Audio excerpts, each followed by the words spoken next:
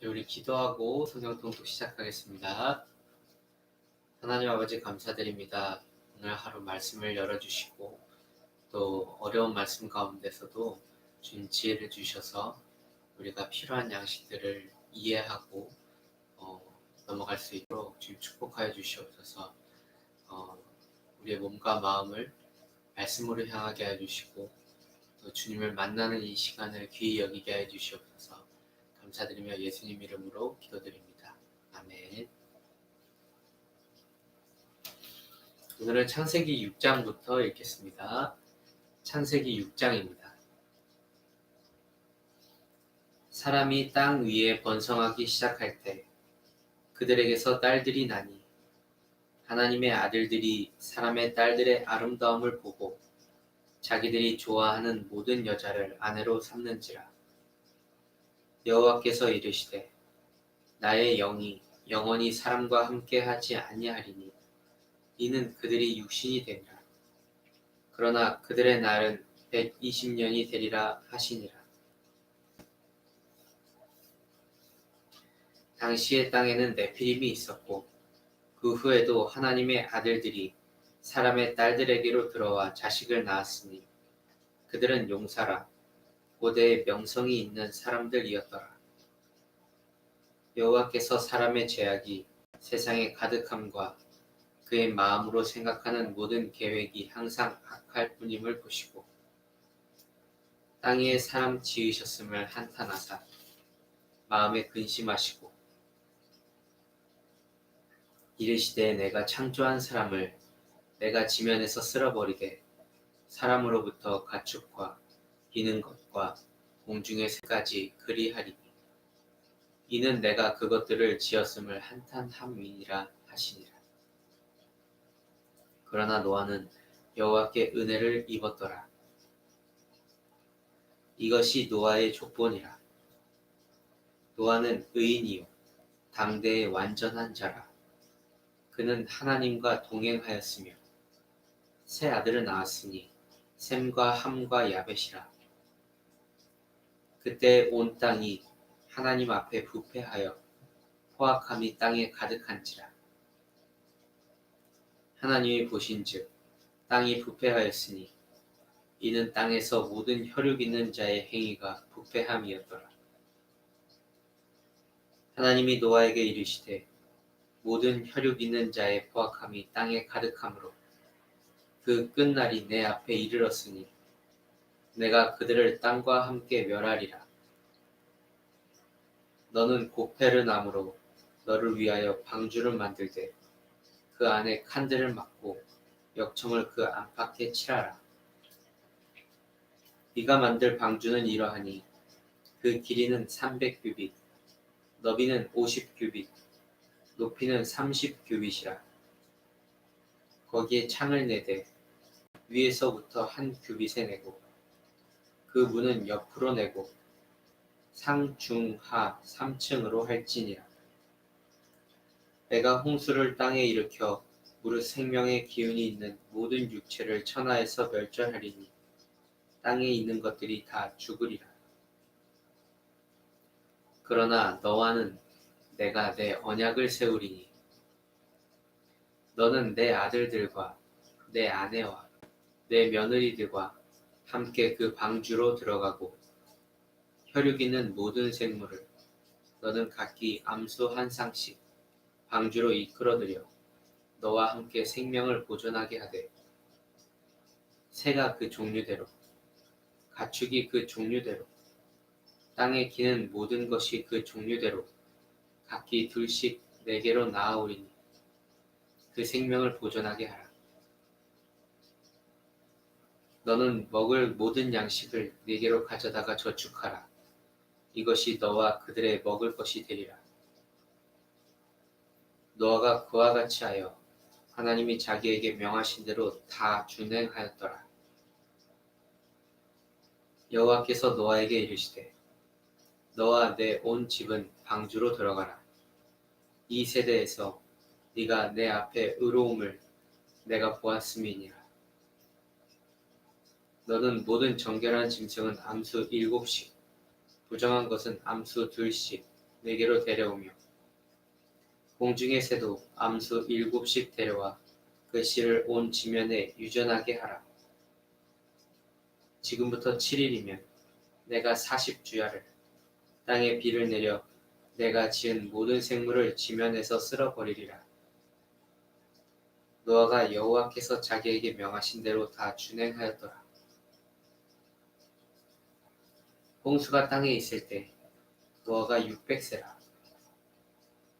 노아는 아들들과 아내와 며느리들과 함께 홍수를 피하여 방주에 들어갔고 정결한 짐승과 부정한 짐승과 새와 땅에 기는 모든 것은 하나님이 노아에게 명하신 대로 암수 둘씩 노아에게 나와 방주로 들어갔으며 7일 후에 홍수가 땅에 덮이니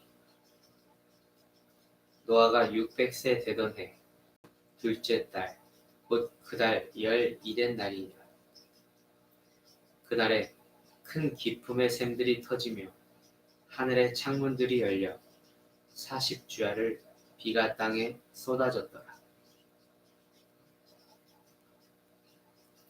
네, 오늘은 여기까지 읽겠습니다. 7장 12절까지 읽었습니다.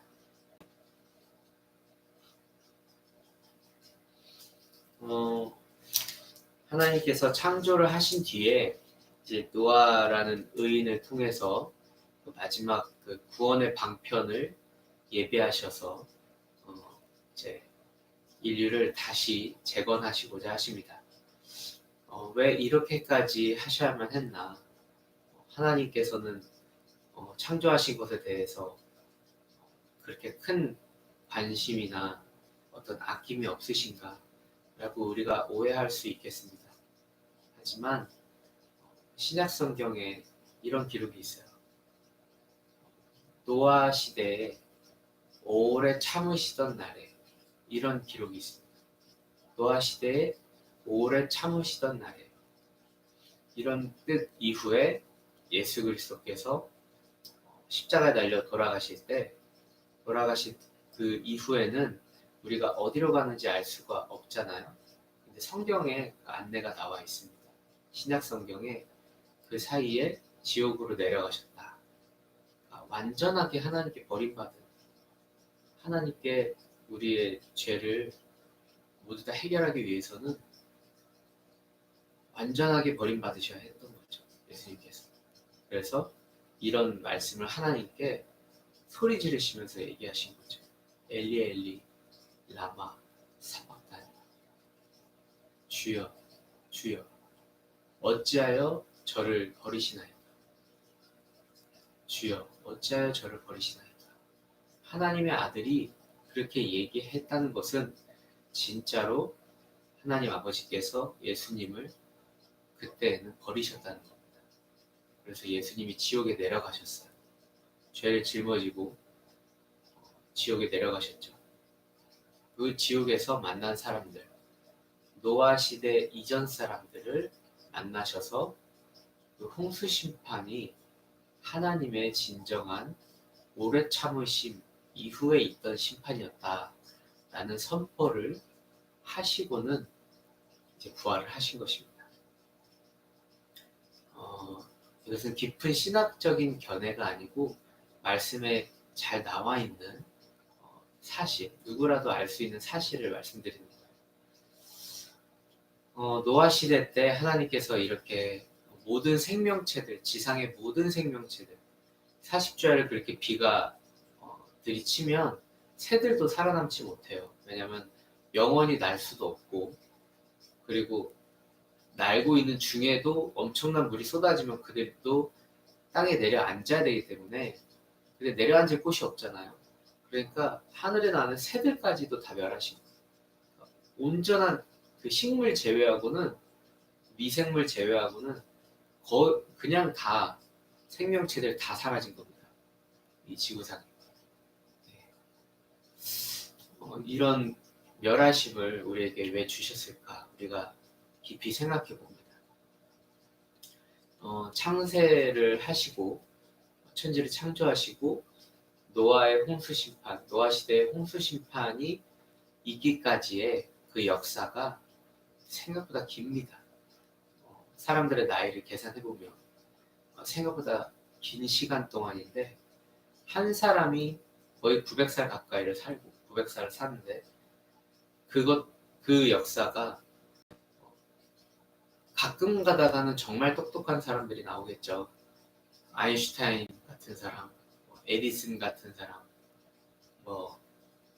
반 루이드리 베토벤 같은 사람도 나올 테고 여러 가지 사람들이 정말 유명한 놀라운 사람들이 900살을 살았다고 생각해 보세요. 인류의 문명의 역사가 발전이 비단 지금과 비교할 수 없지 않겠습니까? 네. 다시 말씀드리면 창세 그 이후부터 이 노아 홍수 이전까지의 상황이 성경으로는 굉장히 성경 저 앞에 아주 조그맣게 요약되어 있는 것처럼 느껴져요. 재밌게 읽을 수 있는데 그냥 후루룩 지나갈 정도로 요약이 잘 돼 있는데 이게 요약이 됐을 뿐이지 이 장황한 역사들 그리고 인간의 기술의 집약 그걸 본다면 지금 현대인들이 산업사회를 일으킨 지가 한 3세기가 안 됩니다. 그렇죠?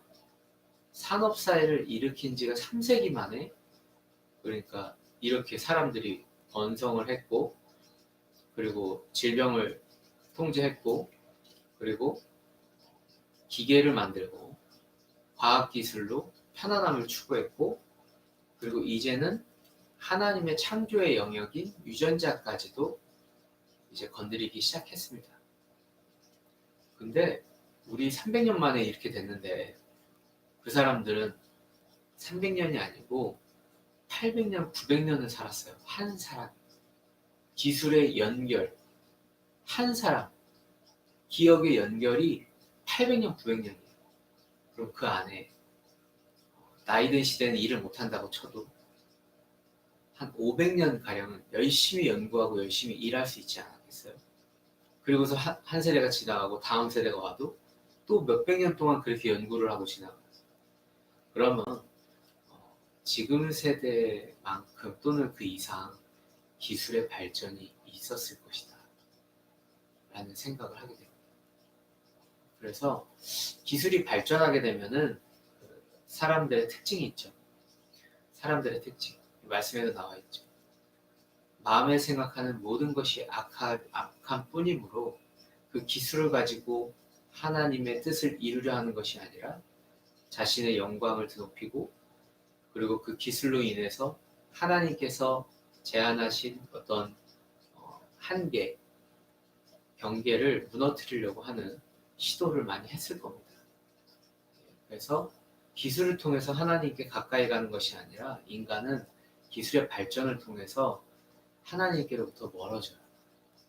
그래서 역사는 반복되고 인간은 같은 실수를 반복합니다. 자, 바벨탑 사건, 노아 시대 이후에 바벨탑 사건을 또 보면 바벨탑 사건 그 바로 이후에 또 누가 나와요? 아브라함을 부르시거든요.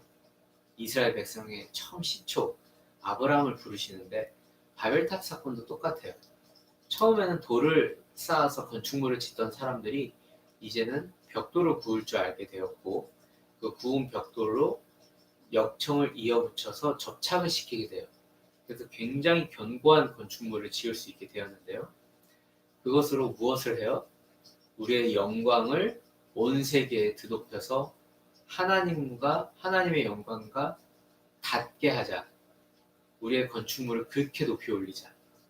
우리의 이름을 떨치고 그리고 이 건축물을 보고 사람들이 모여들어서 우리가 흩어지지 않게 하자. 이게 사람의 뜻이었어요. 좀 멋지게 보일지 모르겠지만 결국에는 하나님의 뜻과 반대였죠. 하나님은 생육하고 번성하여 땅에 충만하라고 하셨어요. 땅을 정복하라. 땅을 정복 나아가야 되는데 이들은 어때요? 이 바벨탑을 보고 몰려들어서 모여있자 우리가. 이렇게 하나님의 생각과는 반대의 생각을 가는 것입니다. 그래서 악은, 죄는 다른 곳에 있지 않아요. 정말 우리가 봤을 때 도덕률로 봤을 때 아무 문제가 없더라도 죄의 특성, 악의 특성은 결국 뭐냐면은 성경 원어적으로는 관역을 벗어나다라는 의미가 됩니다.